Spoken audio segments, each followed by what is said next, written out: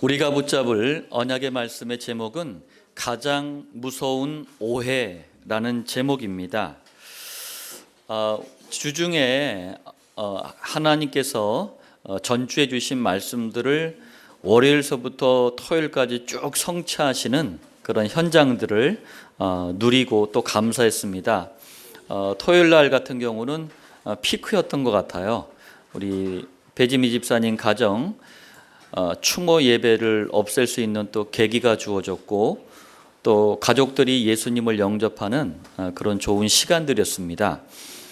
여러분들 생애에 가장 급하고 중요한 일이 뭡니까? 다시 한번 말씀 안에서 여러분들 자신을 점검하는 시간 되시길 바랍니다. 자, 오늘은 가장 무서운 오해라는 제목입니다. 서론입니다. 구원받은 성도가 매주 드리는 주일 예배, 여러분들 어떤 시간인 줄 알고 오셨습니까? 주일 예배는요, 첫 번째입니다. 다른 시간이 아니에요. 지난 한 주간 정신이 없을 정도로 너무나 바빴어. 그러다 보니까 놓쳐버린 줄도 모르고 놓쳤던 가장 중요한 한 가지, 그 단어가 그리스도입니다.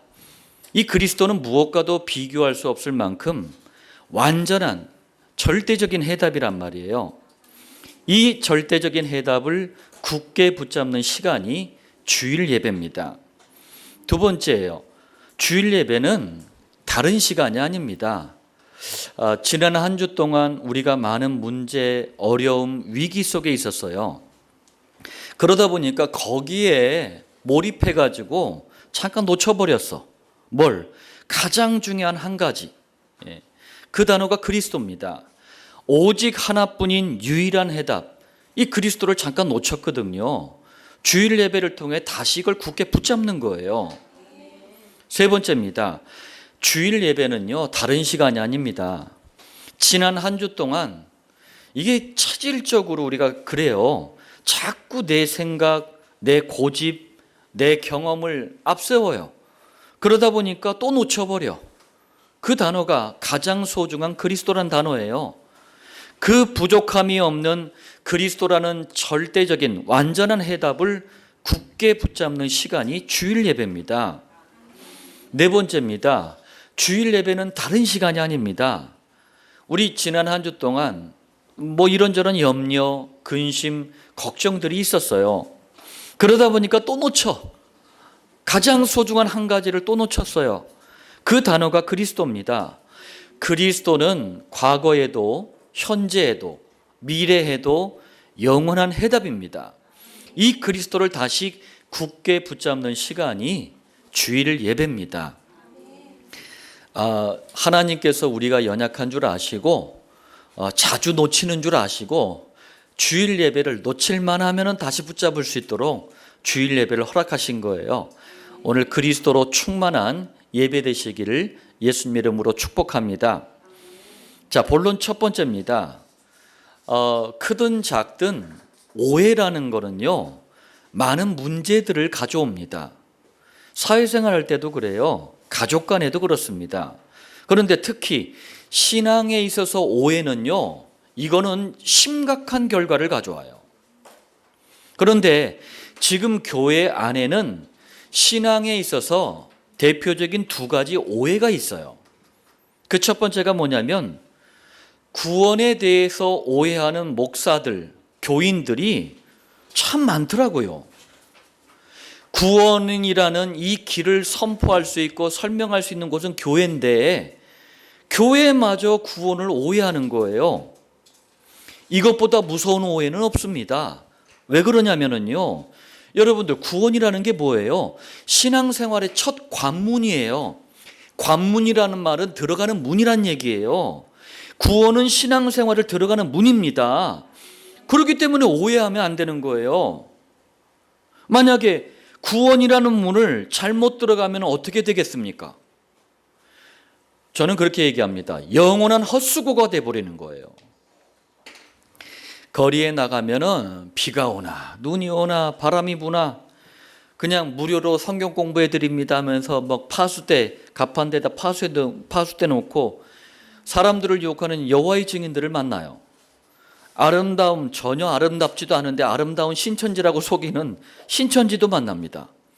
하나님 아버지만 있냐, 하나님 어머니도 있다라고 우기는 장길자 여기 신도들을 또 만납니다. 이 사람들은요, 구원이란 문을 잘못 들어간 거예요. 영원한 헛수고를 하고 있는 겁니다. 자, 구원은요, 상황이나 형편이나 처지나 입장, 이것과 상관없이 우리가 늘 기뻐할 수 있는 이유이기 때문에 구원을 오해하면 안 돼요. 성도에게도 광야가 있습니다. 사막 같은 이 세상을 상징하는 광야가 있어요. 이 광야는요, 다양한 문제, 위기, 어려움을 준단 말이에요. 그런데 성도에게 있어서 구원은 그 가운데에서도 새 힘을 얻을 수 있는 비밀이에요. 늘 즐거워할 수 있는 비밀입니다. 오늘 우리 특송했던 그 찬송처럼 우리가 늘 기뻐할 수 있는 이유가 뭡니까? 우리가 받은 구원 때문에 그런 거예요. 자, 그리고 구원은 성도가 승리할 수밖에 없는 이유가 되기 때문에 오해하면 안 돼요. 하나님은 하나님의 자녀들을 부르실 때 영원한 승리에 대한 계획을 가지고 부르신 거예요. 그런데 이런 구원을 오해하면 어떻게 되겠냐고요.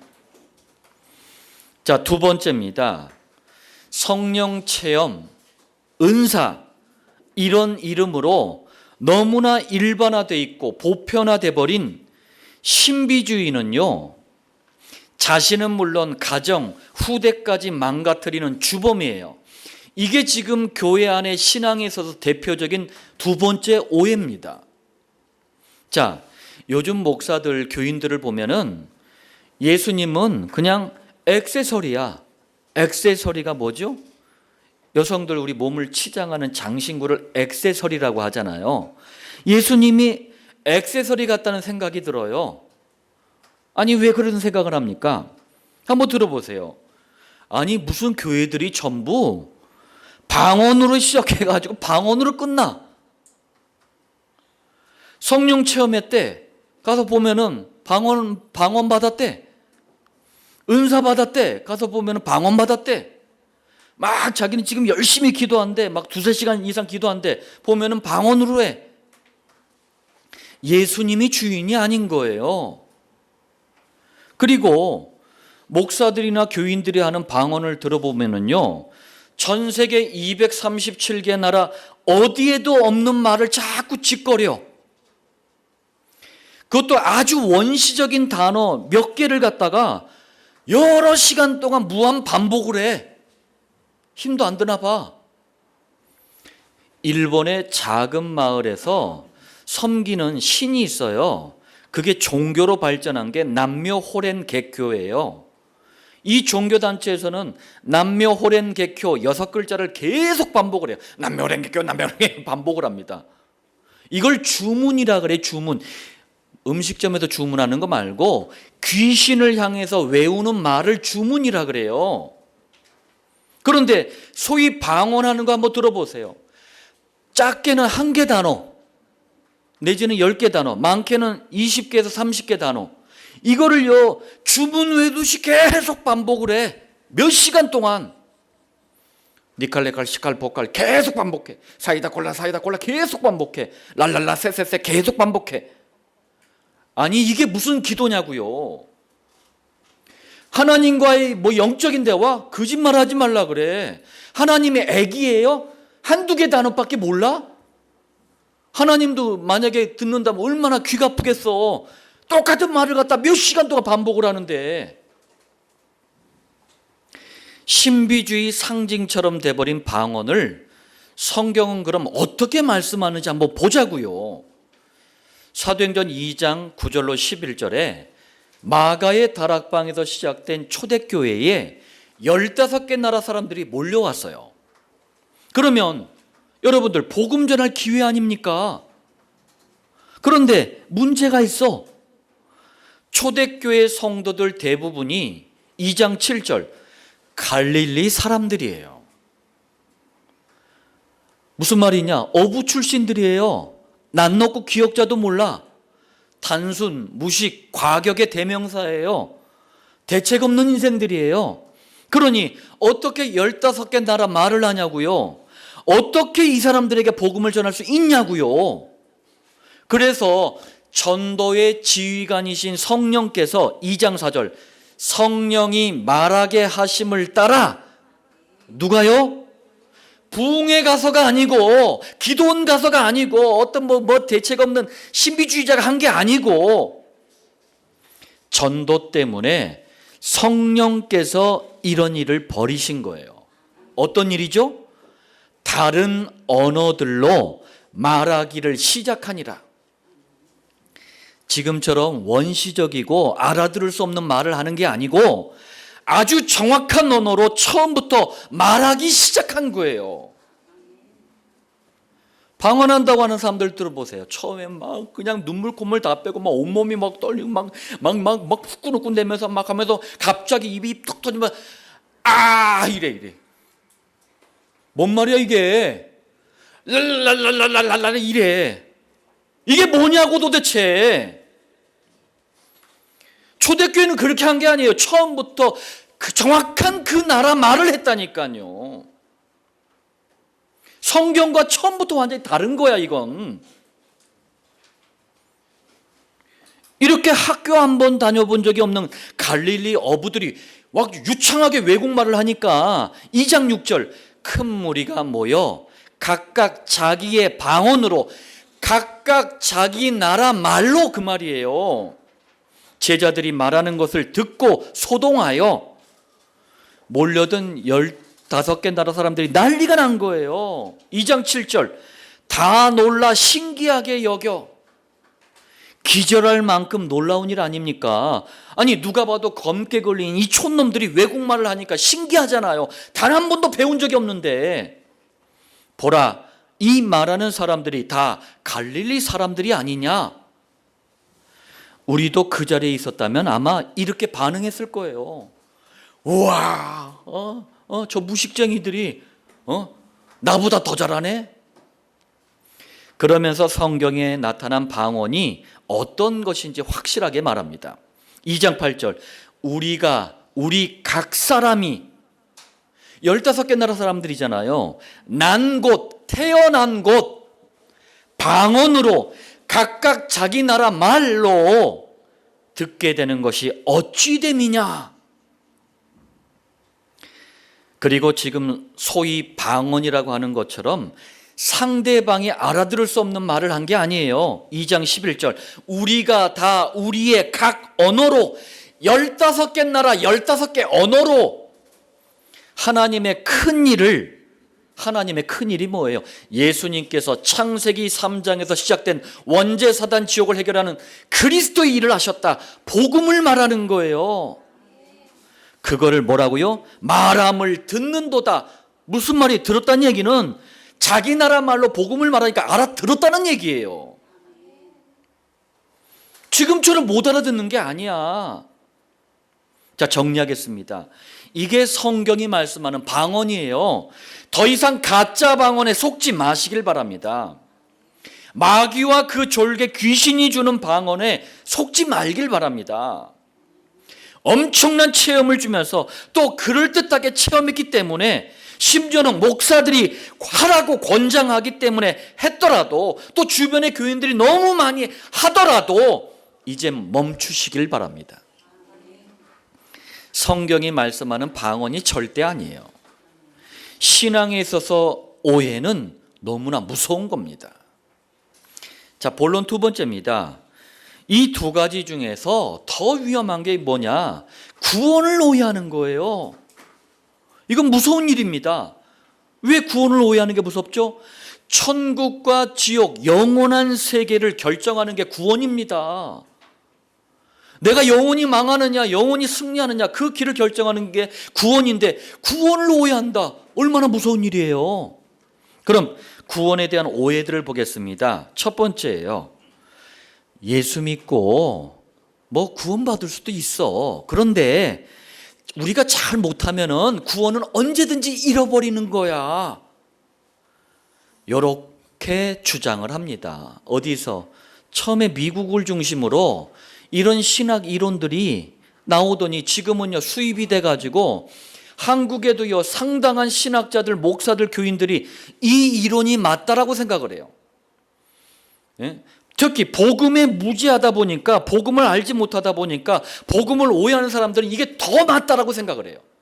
뭐 그러면 그렇지, 응? 이 엄청난 구원을 예수 한 번 믿는다고 받냐? 그리고 맨날 실수하고 연약하고 죄도 짓고 그러는데 하나님이 참으시겠냐?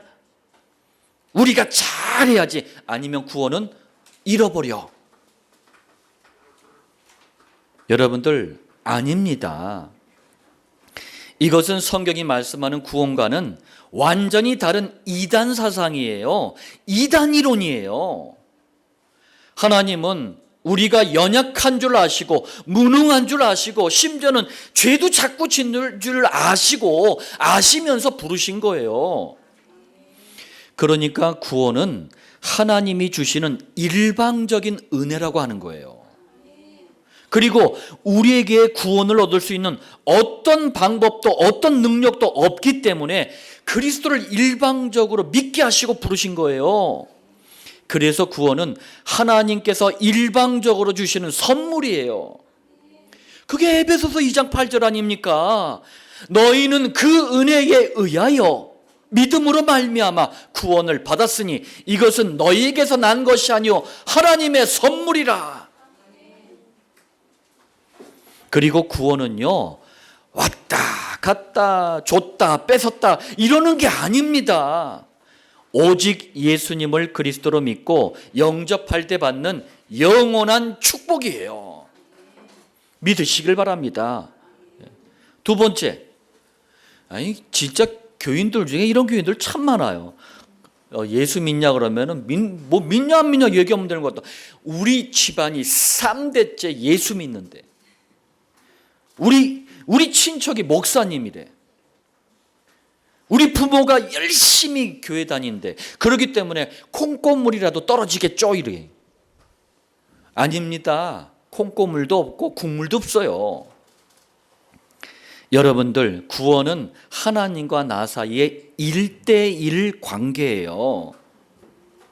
하나님과 나 1대1로 주어지는 거예요. 물론 아니 가정과 가문에 예수 믿는 사람들이 많다면 기회는 더 많아지겠죠. 아무래도 더 많이 권유도 하고 설명도 하고 하면 기회는 많아지겠죠. 불신자 가정보다 많겠죠. 그러나 한 개인의 구원은 하나님께서 그리스도라는 참된 은혜를 주시고 그리스도를 믿는 참된 믿음을 열어주실 때 받는 선물이에요. 선물. 하나님이 주시는 구원에는 미안합니다만 인간의 어떤 도움도 어떤 방법도 어떤 노력도 어떤 수고도 필요 없어요. 이게 구원입니다. 세상의 모든 종교는 인간의 노력, 수고, 인간의 열심을 요구를 해요. 그래서 복음은 종교가 아닌 거예요. 복음은 요구하는 게 없어요. 또 세 번째, 예배당에 한 번도 안 빠졌대요. 한 번도. 올바르게 똑바로 살았기 때문에 구원받지 않겠습니까? 많은 교인들이요 그러더라고요. 목사님, 내가 성경을 12번이나 필사를 했어요. 예배당에 한 번도 안 빠지고 출석했어요. 열심히 구제하고 봉사하고 충성했어요. 이러면 구원받는 줄 알아요. 그도 그럴 것이지 왜 이런 오해를 하냐면 목사들이 그렇게 가르쳤어. 마치 이렇게 하면 구원받는 것처럼 강조하니까 교인들이 괜히 하겠어요. 이걸 가르치는 대로 하는 거 아닙니까? 사람의 행위가 올바르면 누가 봐도 기분은 좋아요. 좋은 거 아닙니까? 그러나 구원을 받는 데 있어서는 내가 지금까지 어떻게 살아왔는지 어떤 행동을 했는지 아무 상관없어요. 만약에 내가 했던 행동, 과거로부터 여태까지 해왔던 여러 가지 이런 그 나만 아는 그 나쁜 짓들 많잖아요. 그걸 보고 구원을 받는다. 구원 아무도 못 받아. 여러분들 착각하지 마세요. 구원이란 윤리적인 도덕적인 인간으로 변화되는 걸 말하는 게 아니에요. 어떤 인간도 해결할 수 없는 원죄와 모든 죄에서 용서받는 일이 구원입니다. 윤리 도덕은 그 다음이야. 이것부터 해결을 해야지. 구원이라는 거는요, 구제, 사랑, 봉사하는 인간으로 만들어주는 게 아니에요. 어떤 인간도 이길 수 없는 사단 마귀의 손에서 빠져나오는 일이 구원입니다. 구제, 사랑, 봉사는 누구나 해야 될 상식이지. 주중에 우리 백 집사님 저한테 갑자기 전화를 하셨어요. 그래서 목사님 어디십니까? 씩씩하게 하시잖아요. 그래서 나 이제 목장으로 이동하는 중입니다. 그랬더니 아파트에 뭐 장이 들어섰대나. 근데 뭘 좀 사시려고 이렇게 전화를 하신 거예요. 이분은 맛있는 걸 보면 우리 교회 그루터기들 성도님들이 생각이 나시나 봐. 그래서 오늘도 그 많은 걸 또 들고 오셨어. 네. 그렇지만 여러분들, 아름다운 마음이지만 아름다움만 가지고 구원받는 건 아닙니다. 예수님을 그리스도로 믿을 때 구원받는 거예요. 이건 누구나 가져야 될 상식 아닙니까? 구원이라는 거는요, 인격과 수준이 높은 인간을 만들어내는 게 아니에요.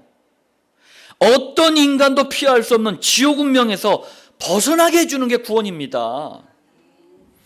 이렇게 구원을 오해하는 걸 종교라 그래요. 종교는요, 인간의 잘잘못, 네가 뭘 잘했고 네가 뭘 못했고 이런 행위를 중요하게 보는 거예요. 그러나 이 종교는 창세기 3장에서 시작된 본질적인 저주 문제, 원죄사단 지옥 문제를 해결받을 수가 없어요. 종교 가지고는. 구원 받아야 해결이 됩니다. 구원을 오해한다는 것은 그 사람이 여전히 원죄사단 지옥 아래 묶여 있다는 말이에요. 그렇기 때문에 여러분들, 구원을 오해하는 건 무서운 일이에요. 본론 세 번째입니다. 오늘 본문을 2000년 동안 자꾸 종교에 잡힌 사람들이 너무 많은 오해를 했어요. 예수님께서도 그걸 아시고 가장 무서운 오해가 구원에 대한 오해라는 사실을 오늘 말씀을 통해서 증거해 주셨어요. 자, 첫 번째입니다. 본문 마가복음 10장 23절에서 27절에 이걸 갖다가 구원에 대한 오해를 가지고 딱 보잖아요. 너무너무 심각해져 버려요. 왜? 10장 23절 보세요. 재물이 있는 자는 하나님의 나라에 들어가기가 심히 어렵도다. 아, 재물이 많은 부자는 절대 구원받을 수 없구나. 가난해야 되는구나. 어처구니 없게도 이렇게 오해를 해버린다니까요. 그러다 보니까 물질이나 재물이나 돈을 가진 사람들을 마치 죄인 보듯이 악마 비슷하게 바라보는 신학자, 목사들, 교인들이 많다니까요. 그러면 쥐들도 가난하게 살아야지. 쥐들은 또 돈 보내. 이율배반적이야. 하여튼 오해하면 대책이 없는 거예요. 그런데 주님은 여기에 한술 더 떠가지고 10장 24절 25절 보세요. 하나님의 나라에 들어가기가 얼마나 어려운지, 낙타가 바늘귀로 나가는 것이 부자가 하나님의 나라에 들어가는 것보다 쉬우니라 이래 버리시네. 우리 그루터기들 바늘귀라고 알아요? 엄마가 바느질할 때 가만히 보세요. 뾰족한 요 바늘에 동그란 구멍이 나 있는 걸 바늘귀라 그래요. 거기다 실을 끼우는 거거든요. 얼마나 구멍이 작아요. 우리 엄마 아빠들이 나이가 자꾸 들어가면 이제 이게 안 보이는 거야. 얼마나 여기 어떻게 낙타가 들어가? 불가능한 거잖아요. 그러니까 오해를 더 해버려. 아, 바늘기로 낙타가 절대 통과하는 거 불가능하듯이 부자는 절대로 구원받을 수 없구나. 이렇게 오해를 해버려요. 과연 그런 말입니까? 두 번째, 구원에 대한 이런 오해를 가지고 있다면 성경에서 말씀하는 구원하고 안 맞아요. 왜? 로마서 10장 13절 누구든지 주의 이름을 부르는 자는 구원을 받으리라. 누구든지에 하나님께서 구원을 주시기로 작정하신, 결정하신 사람이라면 돈 많은 사람도 재물 가진 사람도 부자도 당연히 포함이 되는 거예요. 예수님이 전능하신 하나님이 한 입 가지고 두 말 하십니까?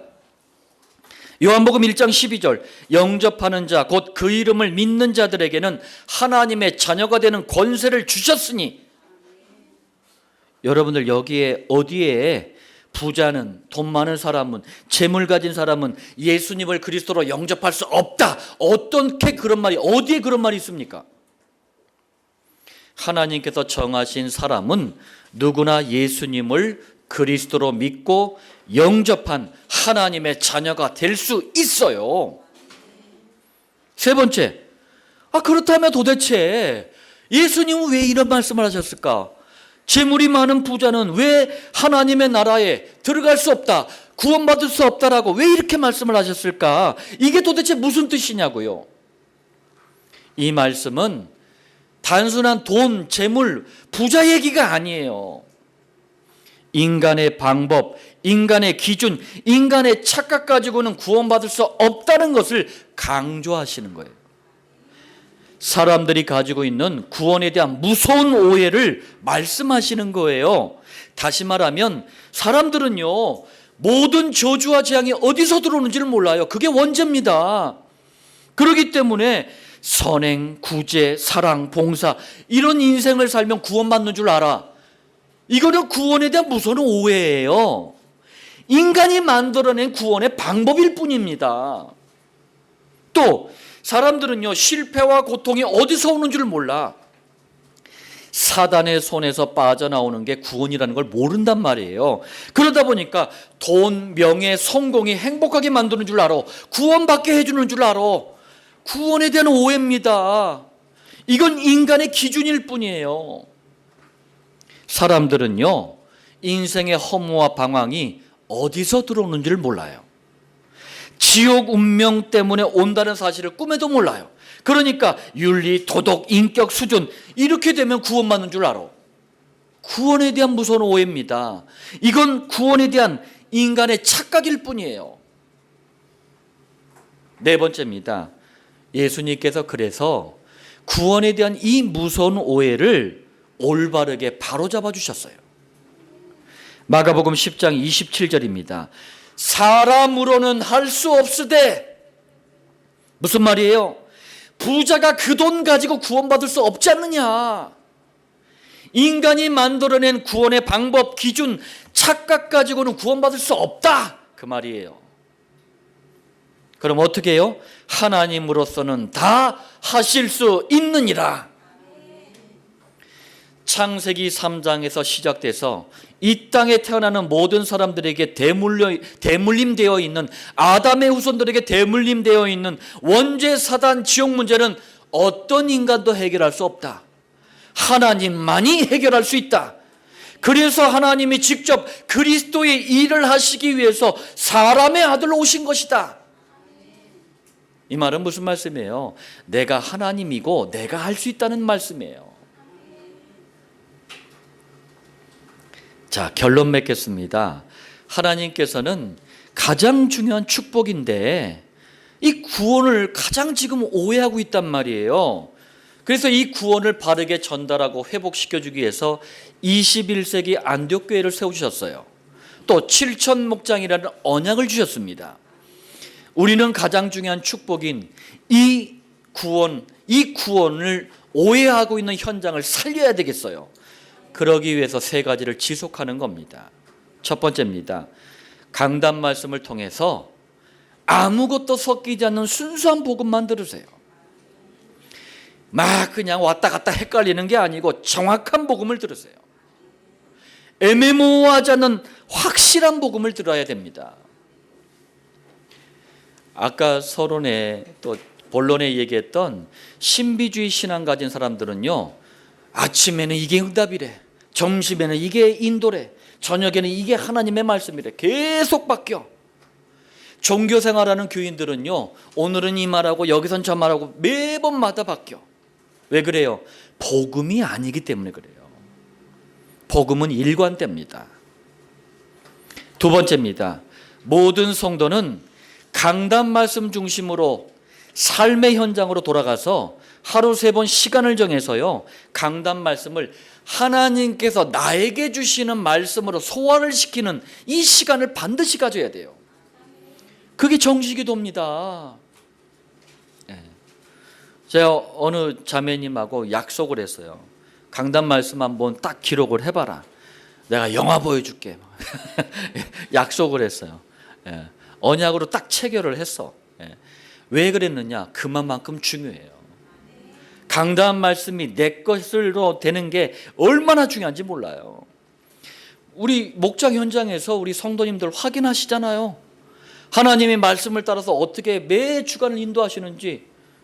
솔직히 일어나는 일들 크게 놀랄 일도 없어요. 말씀 안에 다 있었던 일들이야. 예. 그냥 눈으로 보는 것보다 말씀으로 들은 일들이 너무 확실한 거예요. 세 번째입니다. 이제부터 분명한 복음 이해에서 나오는 구원의 확신을 가지고 내가 사는 지역이 있잖아요. 내가 하는 일이 있고 나에게 주신 만남이 있어요. 이 모든 것들을 구원의 복음을 증거하는 증인의 시간으로 바꿔야 됩니다. 이걸 목장이라 그래요. 여러분들 21세기 우리가 살아가고 있는데 가장 무서운 오해들이 시대와 현장을 잡아버렸어요. 하나님께서 21세기 안디옥 교회와 저와 여러분들을 사용하실, 쓰셔야 될 이유가 너무나도 분명합니다. 하나님 앞에서 오늘과 내일을 준비하는 지혜가 있기를 살아계신 주 예수님의 이름으로 축복합니다.